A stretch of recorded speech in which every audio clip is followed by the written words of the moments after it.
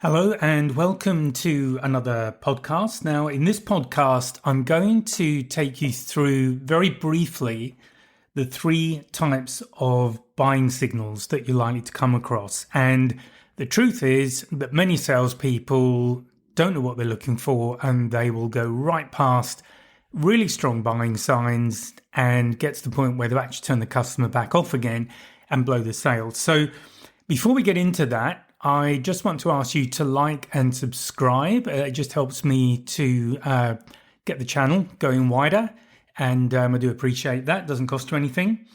Okay, so what I'm going to cover first of all are verbal buying signs. So I've spoken in other podcasts, and in fact, in the training course, we go into it in a bit of detail about the kind of conversation you need to have with clients. And that is definitely important. And one of the reasons for using the kind of conversation that I talk about, that I've described in other podcasts, and that is to be asking open questions primarily, is that it gives you clues about what's important to the client.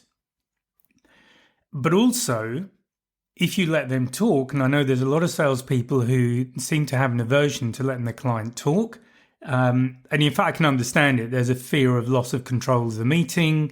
You don't know what the client's going to say. They might ask you something you don't know the answer to, all that kind of stuff. But you really have to get over that and just have a conversation with them.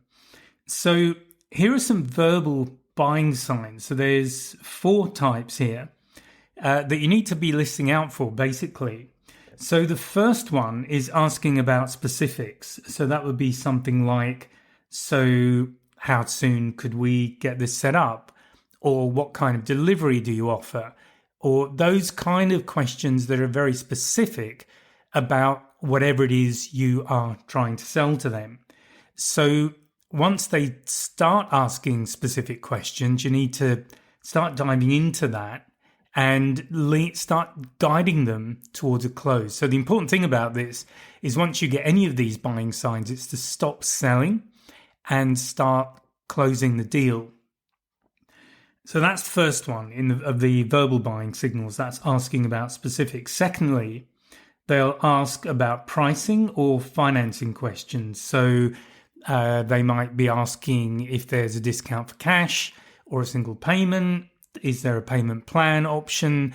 Can they pay monthly? Can they pay yearly? Whatever it might be. But if they start asking you about pricing or anything to do with the finance, in their head, they're trying to work out how they can pay for what it is you're offering. And obviously that's what you want, because once they go to that stage, emotionally, they're kind of there. You've already sold them. It's now a case of just closing them down. The third verbal buying sign is asking about the next steps. So it may be that you've got an evaluation or you've just completed an evaluation and they ask what happens next or what happens when they sign up, that kind of thing. But they're inquiring about what happens next. And clearly that's moving on to the next stage of the process, whatever that might be. And then the final one, and honestly, if you're missing this one, you really need to do my course. That's basically ownership language. It's where they start making comments about they could see themselves using that every day, or anything where they basically put themselves in the picture with what you're selling, or I can see how that would benefit me, or anything like that. When they start talking about themselves in combination with whatever it is you're offering, that's a really strong buying sign. So any of those verbal signals, any of those verbal signs, you really need to, at that point, stop making the sale. You've made it, and now you start going into the close. The second group of buying signs are the non-verbals. So this is where you just need to be aware of body language. And this isn't a major thing about body language. It's really simple stuff. So the first thing, if they nod and if they're leaning in, so if they're nodding repeatedly and leaning in towards you, that means that they're engaged with you. They're very connected with you. They're in agreement with you. And that is a very good sign, obviously, that you're both on the same page and they are pretty much sold on whatever it is you're offering. Another giveaway is if they start holding the product. So I'm assuming these are all person-to-person meetings. Obviously, some of them, the verbal ones, would also apply to telephone call, something like that. But if you're face-to-face, if they're holding the product and they're not putting it down, that is a really good indication that they are imagining what it's like to own that product. So again, if they are engaging with the product, let's say in a positive way, then that's a very good sign. The next thing is just reviewing the paperwork or the details. If they're starting to just start looking through the paperwork, maybe looking through the contract or starting to look at the details of the contract, there again, what they're saying is, okay, I'm very interested in this. I want to go ahead. I'm just really looking to make sure there are no showstoppers for me. And this is where you again pick them up, start guiding them through that process. And then finally, if they are taking notes or if they're asking a lot of questions, then that again is a really good sign that they are visualizing the whole process in their head and they're just trying to work out again if there is anything in there that should stop them going ahead. But if they're asking a lot of questions, that's always a good sign. Equally, if they make an objection, and I've said this before, it doesn't necessarily mean no. It means that it could just be the way they're asking a question. So I've spoken about the DISC type of person and the high D person, the person who just wants to get things done, pretty much the leadership sort of person. They will often act as the devil's advocate. So they'll start asking you questions which can sound like objections, but what they're actually doing is trying to work out the worst case scenario and what the level of risk is to them if they go ahead. And the reason that they do that is quite often they're in a leadership role. So basically, if they screw up, it can have a very negative impact on their business, on their staff, on their company, all that kind of thing. So they'll often play devil's advocate. And the mistake that you don't want to make is to mistake those questions as objections, because generally what people in that situation are doing, if they're spending the time with you to ask questions, then they are very interested, even if those questions might not quite be the questions you were expecting, put it that way. Okay, and then thirdly, we've got psychological buying cues. So this is where it gets a little bit more subtle, and you're just looking for either changes in patterns or certain patterns popping up. So the first one would be shifting from skepticism to curiosity. So initially, they might have appeared very negative and very much doubting what you're telling them or not very interested at all. But if you notice a change, then clearly something has happened. You have said something or they've seen something that is making them reevaluate that approach, if that's really where they were. And they have now changed and they're now exploring how your offer can be of benefit to them. So they're starting to dive into this offer in a lot more detail. And if they're curious about it, then that will tend to be a genuine curiosity. And they're curious because they want to see how it can genuinely benefit them. And that's obviously why we're there. So look for a shift in somebody who's been quite skeptical, perhaps initially, and then suddenly they're asking genuinely curious questions about what you're offering. That's a really good sign. Repeating key benefits is another good one, particularly if they keep mentioning something specific. And I would jump on that, to be honest. I would ask questions like, how do you see that benefiting you? That kind of thing. If it's, I don't know, you've got remote access, and if they're repeating that, then inquire. How do you see that being of use to you? Is that a real benefit for you? Again, open and closed questions. I've spoken about them before. Just practice how you use them. But closed questions definitely have their place, because if you start getting yeses, then that's where you want to go, because that's part of the closing process.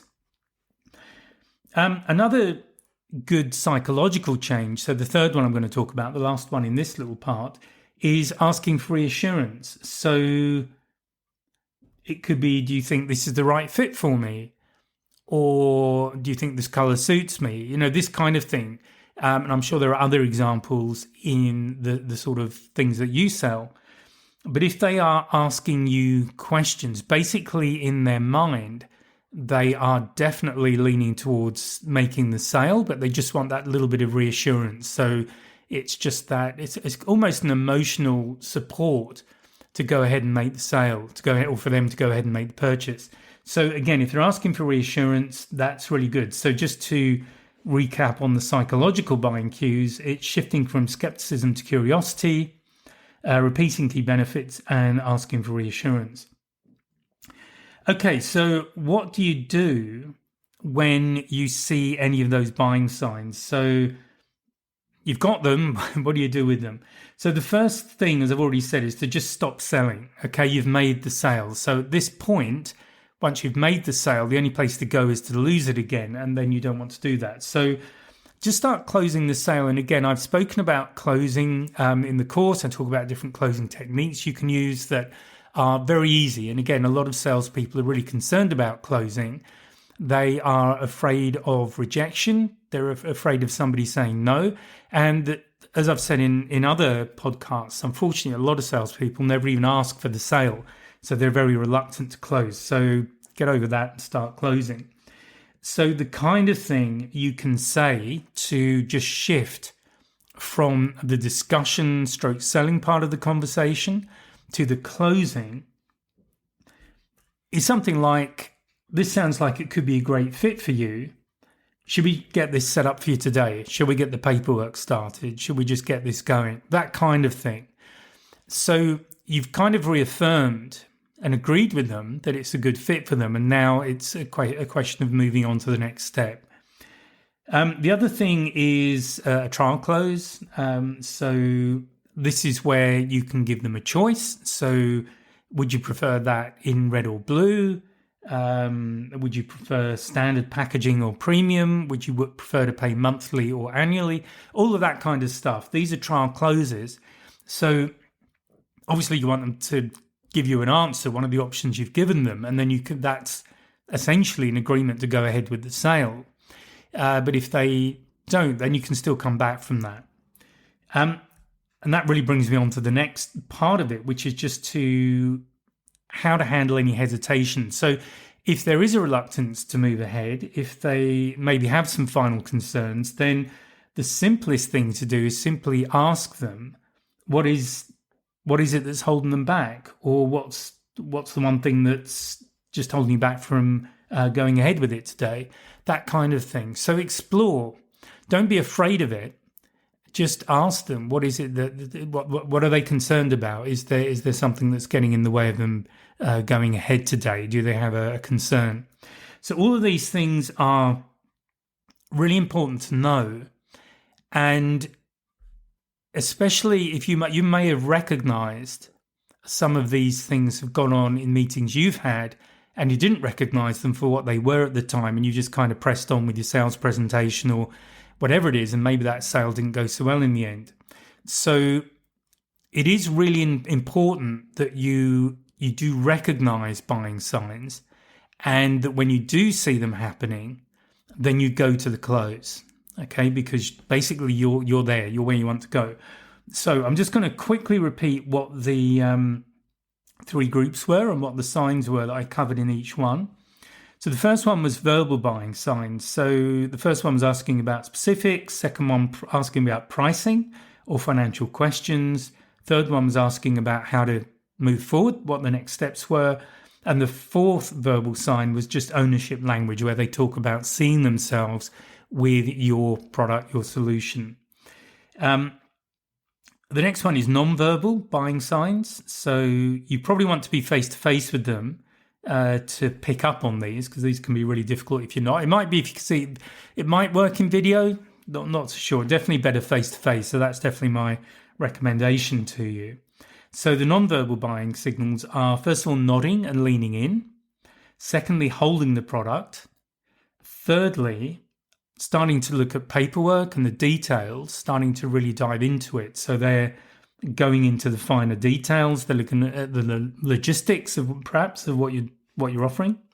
And then the fourth one was taking notes or asking a lot of questions. So these are really good nonverbal buying signals. Psychological buying cues, those were the last ones that I went through. So that shift from skepticism to curiosity, repeating key benefits, and asking for reassurance. So that is pretty much it for this podcast. Hopefully there are some signs in there that you have seen before. And look, if you miss them, it's something to learn from. And the truth is that we all make mistakes. We all blow sales one way or another from time to time. The important thing is to learn from them and just keep working on ourselves and how we operate so that we lose fewer sales. And that's really the thing to aim for. Okay, so that's it. Thank you for your attention. As I say, I hope you found that useful, and I will speak to you in the next podcast. And please like and subscribe. Bye for now. If you found this podcast useful and hopefully it's got you thinking, please sign up to my mailing list. There's a link in the description where you can just sign up and I'll keep you informed of what's going on. There's also a link to a free 1-hour webinar. It's an on-demand webinar and I'll take you through 3 things you can do right now to improve your sales confidence, and that includes handling objections and closing the sale. So please check out the links and please join the mailing list, and I'll speak to you next time.